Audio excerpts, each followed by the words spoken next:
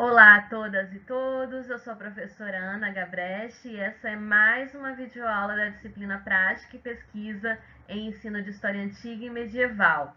Os conteúdos que nós vamos falar hoje são referentes à nossa última unidade de estudo, né, unidade 3. O intuito dessa videoaula, ou seja, o principal objetivo, é que nós possamos aprender a construir um plano de aula, que é uma das atividades solicitadas para essa unidade. Então eu peço a vocês que antes de assistir esse vídeo, leia o artigo sugerido, né, que já está disponível na plataforma desde o começo do semestre, né, o artigo da professora da Universidade Federal do Rio Grande do Norte, a professora Crislane Barbosa Azevedo, Planejamento Docente na Aula de História, Princípios e Procedimentos Teórico-Metodológicos. Esse artigo foi publicado na revista Metáfora Educacional, né? Então, é uma revista online gratuita, né, em que foi retirado esse artigo. Então, pessoal, faça a leitura antes, porque vai nos ajudar a entender melhor o que vai ser falado aqui nesse vídeo e também para fazer a atividade solicitada. Mas antes de entrar mesmo no passo a passo de como se faz um plano de aula, vamos fazer aqui algumas considerações teóricas a respeito da importância do planejamento no ensino de história. Bom, sabemos que planejar é importante não só no ensino, né, mas em todas as ações dos seres humanos, né, toda e qualquer ação humana, quando a gente pensa a respeito, né, na forma que a gente vai conseguir atender as nossas metas, nós estamos planejando, né? Isso é planejar. Então a gente faz planejamento em todas as nossas áreas, todas as áreas da nossa vida. Quando a gente define o que a gente quer, o que a gente quer fazer, para que a gente quer fazer, como a gente vai conseguir alcançar esses objetivos, né, adequando as nossas atividades no tempo estabelecido. Então, isso é planejamento, né? Planejar é pensar. E aqui, olhando o slide, né, planejamento, num sentido amplo, significa um processo que visa dar respostas a um problema, estabelecendo fins e meios que apontem para sua superação, de modo a atingir objetivos antes previstos, pensando e prevendo necessariamente o futuro. Pessoal, tudo que está aqui, né, nos slides foi retirado do texto, tá? Então, daí a importância de vocês fazerem a leitura prévia. Então, no sentido amplo, é isso. Isso é planejar. Mas, no que diz respeito à educação, nós temos algumas diferenças, né?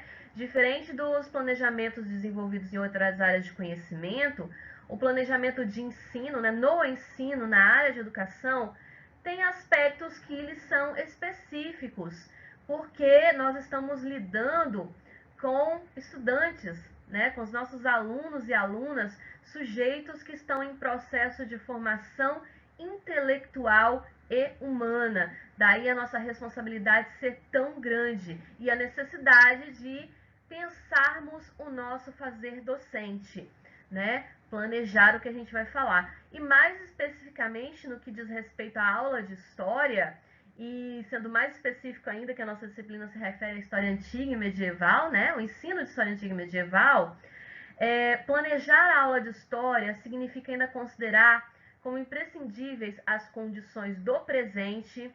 Então, veja bem, gente, nós já falamos demais isso no curso, né? Que a história não é somente o olhar para o passado, né? Mas também um olhar para o mundo em que vivemos. As experiências do passado, os aspectos contextuais e os pressupostos filosóficos, culturais e políticos de quem planeja e para quem se planeja. Então, esse é o grande diferencial. E nós vamos ver mais à frente como isso dialoga com a metodologia de ensino escolhida, né, pelo professor, pela professora, né, que considera muito os nossos pensamentos, as nossas influências culturais, filosóficas, políticas, no momento que nós estamos fazendo o planejamento. Mas isso nós vamos ver mais à frente nas etapas do plano de aula. O que temos que ter muito claro em mente agora, nesse começo de curso ainda, é a importância das matérias pedagógicas, a importância de pensar o fazer docente, né? Se você quer ser um bom profissional, se você quer ministrar uma boa aula, é impossível com base no improviso, né, gente? Talvez a gente possa até tentar, eu não tive tempo de pensar nada, vou lá, vou enrolar os alunos um pouquinho. É enrolar, né, pessoal? Porque uma boa aula, né, quando o professor entra em sala de aula, ele precisa estar ciente, né, do tema que ele vai apresentar, por que ele vai apresentar esse tema, né, estar ciente que o tema escolhido é parte de um todo, né, que necessita estar sempre ligado ao que foi mostrado antes e os assuntos que virão depois, para que aquilo tenha algum sentido na cabeça dos nossos estudantes, né? Um erro muito grave esse, né? Às vezes não possuir essa visão abrangente da história e não mostrar ela com extrema clareza para os estudantes. Por isso a importância de fazer um planejamento, né, de suas aulas, porque isso vai prevenir, né, ou minimizar, né, qualquer tipo de vacilo, qualquer tipo de insegurança, né, que você tiver em sala de aula. Insegurança na execução da sua proposta de trabalho e no alcance dos objetivos propostos. E nós temos tipos diferentes de planejamentos, né? O professor, durante o período letivo, e aí esse período letivo pode ser anual ou pode ser semestral, né? Ele pode organizar pelo menos 3 tipos de planejamento para suas aulas, e elas são classificadas aqui no texto da professora Crislaine de acordo com as suas finalidades, né? E a professora aponta, né, esses tipos de planos, mas vocês vão encontrar isso também em outros autores. Em primeiro lugar, nós temos aí o plano de curso, que é aquele mais abrangente, né? Se você está numa turma, se você está lecionando para um período anual, geralmente o plano de curso é o que você vai ensinar, que você vai lecionar, né, durante o ano todo, que ele define globalmente toda a ação que vai ser empreendida no semestre ou em um ano letivo, né, durante todo o período com a turma, né, que você vai estar com a turma. E aí você faz o plano de curso é um planejamento mais geral, né, mais abrangente. Depois nós temos o plano de unidade, que é meio que o desmembramento do plano de curso, né? No plano de curso você coloca lá que vai trabalhar 6 unidades de ensino, por exemplo, ou 10, e aí no plano de unidade é um detalhamento de cada um daqueles itens lá do plano de curso, né? Então, o plano de unidade organiza partes da ação pretendida no plano global.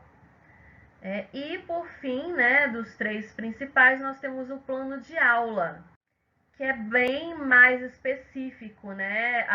Ele detalha quais são as realizações diárias para que você consiga alcançar os objetivos do plano de curso. Né? O plano de aula, pessoal, não necessariamente precisa ser diário, né? Às vezes, um tema como o Império Romano você não vai tratar numa aula só, né? Por vezes o plano de aula pode englobar mais dias, né? Aí você, no seu plano, você especifica quantas aulas você vai precisar para trabalhar esse tema, né? Os planos de aula podem ser temáticos também. Ou, se você quiser, pode ser bem mais detalhado, né? Um plano de aula para uma aula de 2 aulas de 50 minutos, né? Então, o que eu quero dizer para vocês é que vocês entendam a ideia geral, né? Isso não é tão engessado, isso não tem uma regra muito fixa e nem quer dizer que toda escola te exija que todo dia você apresente um plano de aula. Tem escolas que não fazem essas exigências, às vezes só o plano de unidade ou o plano de curso, né? Mas é recomendado que mesmo que a escola que você trabalha não faça essa exigência, que você mesmo tenha o seu próprio planejamento. Para quê? Para dar conta daquelas questões que falamos anteriormente, né? Para te dar mais segurança, para ajudar a alcançar os objetivos estabelecidos, os objetivos de ensino e aprendizagem. E agora falemos do plano de aula, que é o foco dessa unidade de ensino da nossa disciplina, né? E é o que eu vou pedir também para vocês fazerem, né? Então nós vamos fazer um exercício avaliativo de elaboração de plano de aula. Então nesse vídeo eu vou detalhar cada item aqui para vocês como deve ser feito, tá? Existe uma variedade de formatos, de modelos de plano de aula, tá, gente? Eu quero que vocês estejam bem cientes disso. Essa não é a única forma de fazer um plano de aula. Inclusive, vocês até vão olhar, vocês que já têm informação na área de educação, olhar e dizer, nossa, mas eu faço de outro jeito, não é assim. Então, calma, gente, isso não é uma coisa muito engessada, como eu disse anteriormente, né? A própria autora do texto, né, apresenta diferentes modelos de plano de aula, alguns que são bastante utilizados nas escolas brasileiras e também nas aulas de estágio, né, nos cursos de licenciatura. Esse modelo aqui que ela elaborou foi especificamente para os estudantes dela, né? Para as aulas de estágio que ela ministra na Universidade Federal do Rio Grande do Norte. E eu achei bem pertinente e é esse modelo que nós vamos utilizar então para a nossa atividade, tá? Eu vou postar então uma ficha com esses elementos e aí, a partir deles, é que vocês vão criar o seu plano de aula. Na ficha vai ter detalhadamente o que é para fazer, tá bom? A princípio, nós temos que ter em mente, entender claramente o que é um plano de aula, né? O plano de aula, então, é o detalhamento do trabalho docente. Ele é muito importante. Não encarem como chatice, como burocracia. Né? Ele faz parte do nosso trabalho. Né? A preparação da aula, como já falamos, é uma tarefa indispensável. Né? E assim como os demais planos, é o plano de curso, ou também plano de ensino, né? Plano de unidade, eles resultam em um documento escrito. Né? Como eu disse, tem escola que não cobra, tem escola que cobra, né? Mas é importante que você produza essa documentação, porque ela vai servir para te orientar também nos próximos trabalhos, nos próximos anos subsequentes. E também serve para possibilitar constantes revisões do seu trabalho e aprimoramento ano após ano. Né? Então, daí a importância. Na elaboração do plano de aula, a gente tem que levar em consideração que a aula é um período de tempo variável. Né? Como falamos anteriormente, podem ser 2 tempos de 50 minutos, um tempo somente, varia muito do seu objetivo. Muitas vezes, e a quem ainda não é professor, esteja preparado para isso, né? Acontecem muitas coisas em uma aula que nem sempre estão sob o nosso controle, né? Depende do nível de organização da escola, dependendo da organização da escola, os imprevistos podem ser muitos. Né? Então, talvez você planejou um conteúdo para 2 aulas e talvez possa ser difícil conseguir fazer isso. Nós temos que estar cientes de que esses imprevistos vão ocorrer e manejar isso dentro do nosso planejamento, né? Bom, voltando aqui ao modelo da professora, esses são os itens, né, que ela traz, que ela considera importantes no processo de planejamento docente. Nós vamos ver um por um a partir de agora. Bom, e quais são os requisitos básicos para a elaboração do plano de aula?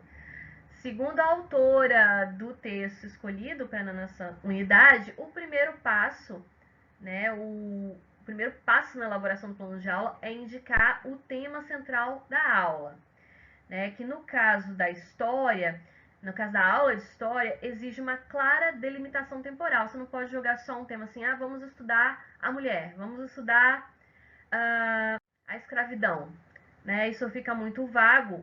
É preciso que você deixe bem claro em qual período histórico vai ser estudado a partir desse momento, né?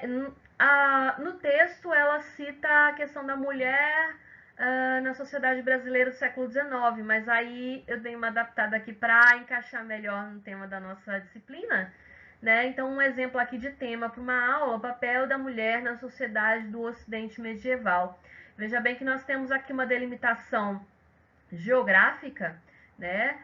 O estudo da mulher no Ocidente e uma delimitação temporal, né? Durante o período medieval. Em seguida, ela fala da importância de traçar os objetivos da aula. Os objetivos consistem na descrição clara do que se pretende que o aluno alcance. Então, os objetivos não são as ações do professor, não é o que você vai fazer na aula, mas sim o que, ao final da intervenção, né, ao final das atividades propostas, o que o aluno conseguiu aprender, né? Quais são as habilidades adquiridas? O que você quer que o aluno compreenda? Né? Os objetivos são os alvos de aprendizagem. E a aprendizagem que se busca é a aprendizagem do aluno, né? Da aluna, do nosso estudante. Então, os objetivos são sempre para os estudantes. Devem ser pensados de acordo com as condições dispostas aos discentes, né? Então, daí a importância do planejamento, né? E de conhecer bem o seu público, né? De conhecer a escola que você trabalha. Não adianta você ter objetivos que não são condizentes, né? Com a escola que você trabalha, né? Que você tem o objetivo que os alunos saibam, ao final da aula, que eles construam um blog, né? Se a escola não tem recurso, não tem um laboratório de informática. Então, isso é importante também ter em mente durante o seu planejamento. Aí ela cita também diferenças entre objetivo geral e objetivos específicos, né, dizendo que o objetivo geral ela compreende como metas a longo prazo, né, mais adequadas para um plano semestral ou anual, ou ainda para unidade de ensino, mas para momentos mais pontuais como a aula, né, os objetivos são mais restritos a determinados momentos da aula, né, por isso que ela chama então de objetivos específicos. Então, essas metas são mais específicas, mais particulares e próprias para aquele grupo específico de alunos, né? Por isso que na ficha de atividade a gente sugere somente colocar os objetivos específicos. Em geral, sempre devemos usar verbos no infinitivo, né? Ao traçar nossos objetivos, ao final da aula, né, o aluno deve ser capaz de quê? Aí você coloca lá, né, o objetivo. Ao final dessa aula sobre o papel da mulher na sociedade medieval, o aluno deve ser capaz de, 2 pontos, avaliar as conquistas e dificuldades da mulher durante o período medieval. Outro objetivo, entender as rupturas e permanências da situação feminina na sociedade ocidental, a partir do estudo das condições da mulher no período medieval. Então, são alguns exemplos. No texto, a professora sugere que os docentes trabalhem com questões norteadoras. São perguntas mesmo que servem para instigar os estudantes, né? Ao iniciar a aula, o professor pode lançar algumas perguntas, né? Para chamar a atenção dos estudantes e ter uma oportunidade de envolver mais os estudantes no assunto estudado e até mesmo perceber o nível de conhecimento que ele já tem sobre o assunto, fazer até mesmo um diagnóstico, né, nesse momento.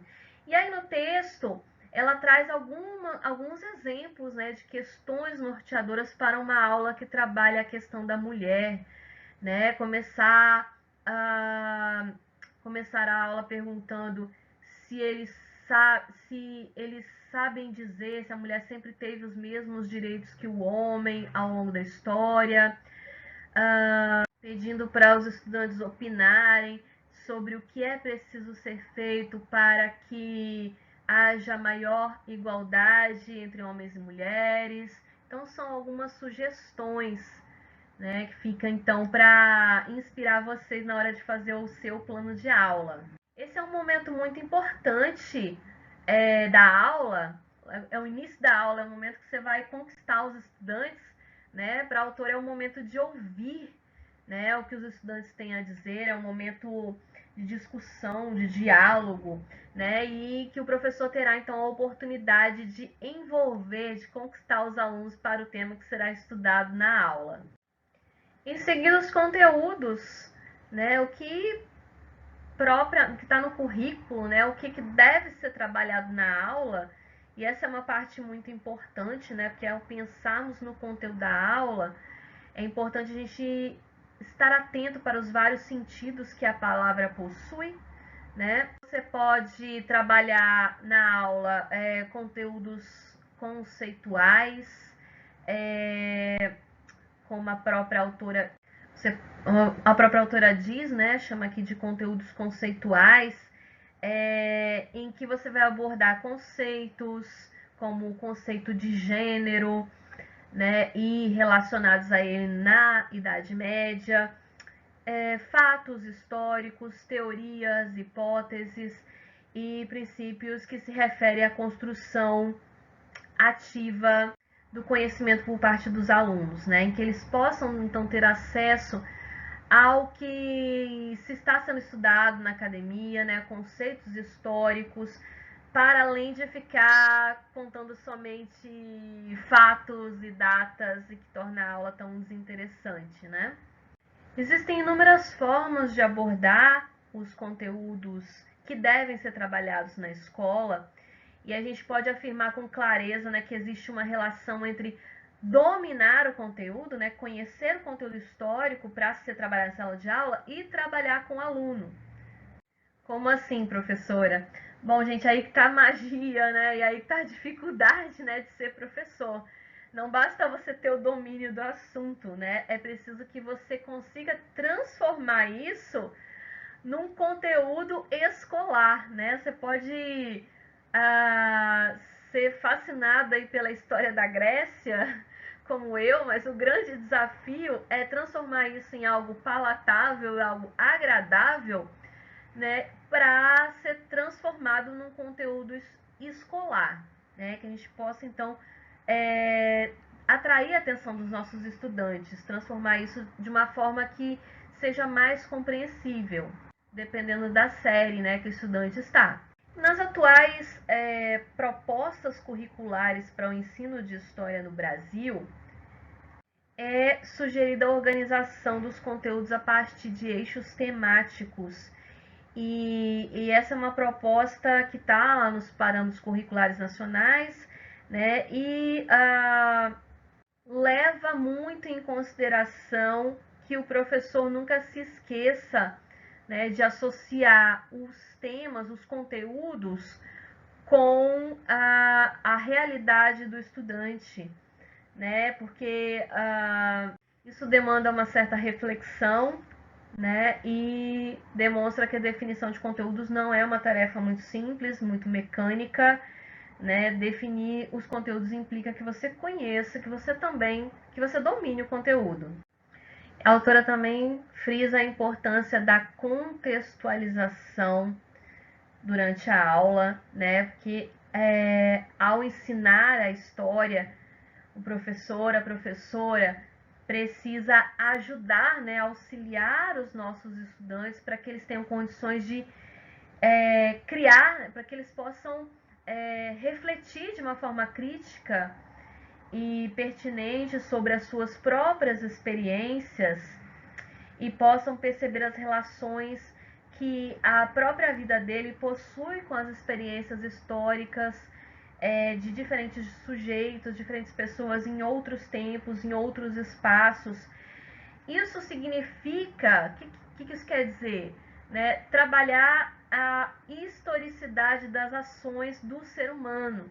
Né? Olha como era no passado, olha como era no Ocidente, como era no Oriente, como é hoje em dia, né? Para que afaste dos alunos essa visão tão compartimentada da história, né? Parece que você vai estudar a história parece que você vai estudar a história do Egito, aí depois da Grécia, e assim uma coisa não tem relação com a outra, né? Acabou o Egito, começa a Grécia, acabou a Grécia, começa a Roma, né? Então a importância de ligar os assuntos sempre que for possível, né?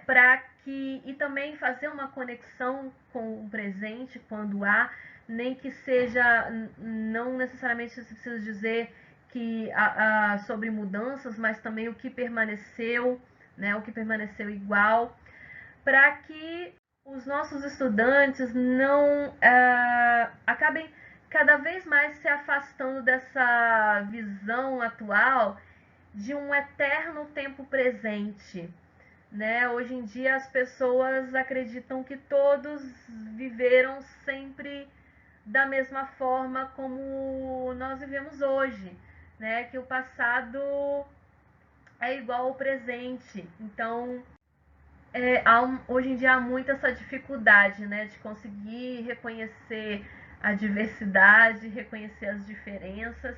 E o caminho para a gente ajudar nosso aluno nisso é da contextualização.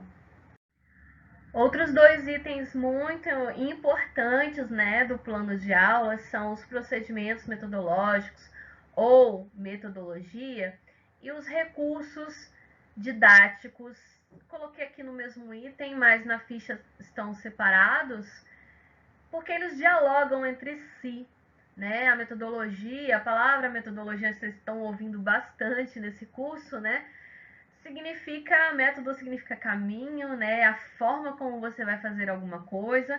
Então, qual é a sua metodologia de aula, né? Qual é a sua metodologia de ensino? Como que você vai guiar essa aula? Como você vai conduzir a aula? Então, esse é o momento de fazer esse detalhamento. Esse é o momento da aula em que nós vamos delimitar, deixar claro qual é o nosso posicionamento pedagógico, né? A nossa forma de ver a educação, né? Se você é um profissional que acredita numa educação mais tradicional, aqui na metodologia isso vai estar bem claro, né? Você vai colocar lá que vai ser uma aula expositiva, o professor vai explanar os assuntos, né? Daquele jeito bem que o professor fala, os alunos ouvem somente. Se você for um professor mais ligado aí às novas metodologias de ensino, vai detalhar aqui recursos, né, didáticos que possam deixar a aula mais atrativa, mais estimulante a participação dos estudantes, como utilização de músicas, histórias em quadrinhos, jogos, poesia,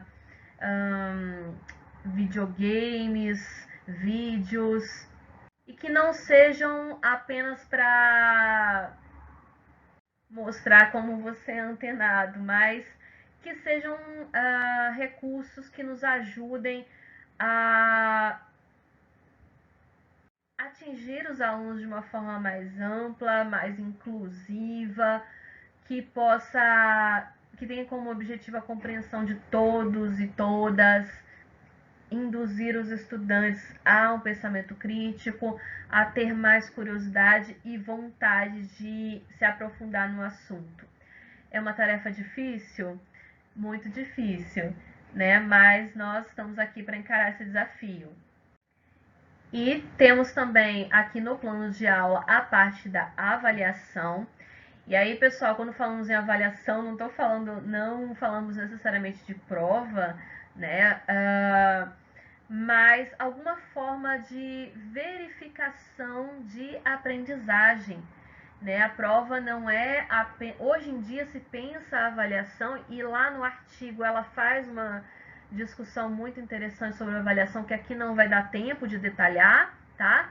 Mas hoje em dia, com a modernização do pensamento pedagógico, né, nós temos visto a avaliação não mais como um instrumento de punição, né, de somente atribuição de nota para os estudantes, mas sim como uma ferramenta importante, né, que está intimamente ligada aos procedimentos metodológicos adotados pelo professor, né, porque a avaliação escolhida, né, pelo professor coloca em destaque qual é a linha de pensamento pedagógica desse professor, né? Quando você avalia somente por meio de prova, né, que cobra, especialmente em história, né, que cobra nome, data, quem fez o quê, né, ou que o aluno tem que copiar trechos do livro, você está deixando claro, né, que sua metodologia é mais tradicional, baseada na memória, na repetição, né, em que atualmente a gente tem visto que isso não é o ideal, né? Mas uma avaliação que pede que o aluno exponha seu ponto de vista, que argumente a favor ou contra uma ideia, que produza textos, participe de elaboração de projetos, proponha soluções para algum problema. Isso sim permite a reflexão, o desenvolvimento do pensamento criativo, do pensamento crítico do estudante. Então, as atuais discussões baseadas nas políticas públicas para o ensino e também as discussões acadêmicas, né, sobre avaliação, tem considerado que ela seja feita de forma mais ampla e plural possível, né? Então, na nossa atividade, né, no nosso exercício que faremos, vou pedir também que vocês façam, então, sugestões de atividades, 2 atividades, né? Uma para ser feita em sala de aula, outra para o aluno pesquisar em casa e trazer para a próxima aula, tá? E levando em conta que essa é uma disciplina de prática e pesquisa de ensino de história, que nunca saia da nossa mente que nós não somos somente professores, nós somos também pesquisadores, né? O professor é também pesquisador, né? Como dizia Paulo Freire. E vamos colocar também esse horizonte para os nossos estudantes, né? Então vamos instigar a curiosidade, que os nossos estudantes sejam capazes de construir o seu próprio conhecimento, não sejam sujeitos passivos, né, que só ficam sentados esperando as informações, né, mas que eles possam aprender a pesquisar. E aí, dentro do plano de aula sugerido pela professora Crislaine, um dos itens é sugestões de leitura para aprofundamento do tema. E aí eu vou pedir a vocês que selecionem, né, para os estudantes sugestões de leitura, né, seja de livro didático, de livro paradidático, de livro de literatura, para que os alunos sejam apresentados a novas e diferentes fontes de informação sobre os assuntos que eles estudaram na escola. E pode ser reportagem, né, algo que complemente, né, que aprofunde a aula. E é isso, pessoal. Esses foram os passos, né? Qualquer dúvida, coloque lá no chat nosso fórum de dúvidas que serão respondidas. Um grande abraço, tchau, tchau.